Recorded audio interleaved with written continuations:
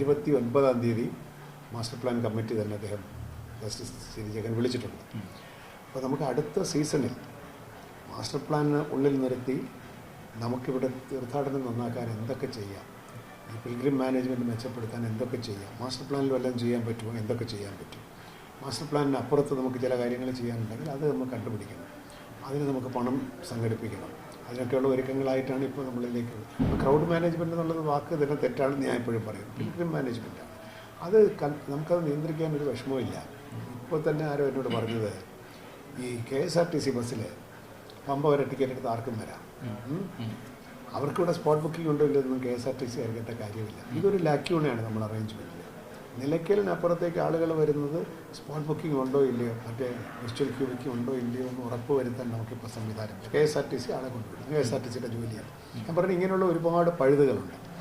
നമുക്ക് നിലയ്ക്കലും പമ്പയും കൃത്യമായി മോണിറ്റർ ചെയ്യുകയും നിയന്ത്രിക്കുകയും ചെയ്തിട്ടുണ്ടെങ്കിൽ നിലയ്ക്കൽ ഒരുപാട് സൗകര്യങ്ങൾ കൂടെ, നിലയ്ക്കൽ ഇപ്പോൾ 5-6 മണിക്കൂർ സ്പെൻഡ് ചെയ്യുന്നതിന് ആൾക്ക് ബുദ്ധിമുട്ടില്ല എന്നൊരവസ്ഥ ഉണ്ടെങ്കിൽ കംഫർട്ടബിളായിട്ട് ഇടിയും തിരക്കുമില്ലാതെ നല്ല ഭക്ഷണം കഴിച്ചിട്ട് വിശ്രമിക്കാനുള്ള സ്ഥലമൊക്കെ ഉണ്ടെങ്കിൽ അവരവിടെ ഇരിക്കും.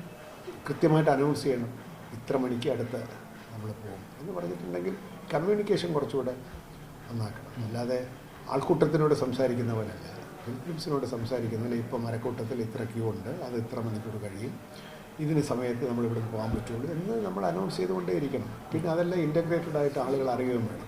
ഇപ്പോൾ സന്നിധാനത്ത് എത്ര പേരുണ്ട്, ക്യൂവിൽ എത്ര പേര് നിൽക്കുന്നു, മരക്കൂട്ടത്ത് ക്യൂ ഉണ്ടോ, ഇതിങ്ങനെ അറിഞ്ഞുകൊണ്ടിരുന്നത് നിങ്ങൾക്ക് ഇത്ര മണിക്ക് നമുക്ക് അടുത്ത ഇവിടുന്ന് പോകാൻ പറ്റും. അങ്ങനെയാണ് തിരുപ്പതിയിലൊക്കെ ഇത്ര സമയത്ത് തുറക്കും. ഈ ഒരു കമ്മ്യൂണിക്കേഷൻ നമുക്ക് മെച്ചപ്പെടുത്താൻ അതിന് ആധുനിക സാങ്കേതിക വിദ്യ കൊണ്ട് ചെയ്യാൻ പറ്റും. അതുണ്ട്. ഇവിടെ അതനുസരിച്ച് വളരെ ലിബറലാണ്. ഇവിടെ നമ്മൾ ഇടയ്ക്ക് അടയ്ക്കുന്ന പോലും ഇല്ല, ഇല്ലേ? രാവിലെ തുറന്നാൽ ഇങ്ങനെ 11 മണിക്ക് അടയ്ക്കുന്നതല്ലാതെ ഇതിനേക്കാൾ കൂടുതൽ തുറന്നു വെക്കാൻ പറ്റൂലല്ലോ. ഉച്ചയ്ക്ക് ആ കൂടെ 2-3 മണിക്കൂർ അടയ്ക്കും. അത് നമുക്ക് അടുത്ത വർഷം കുറച്ചുകൂടെ അത് ക്രമീകരിക്കാൻ പറ്റും. ഇപ്പോൾ ആളുകൾക്ക് ഒരു അവബോധം വന്നിട്ടുണ്ട്, ഇവിടെ നമുക്ക് പിന്നെ ബുക്കിംഗ് ഇല്ലാതെ ചെല്ലാൻ പാടില്ല. അതൊക്കെ നല്ലത് തന്നെയാണ്.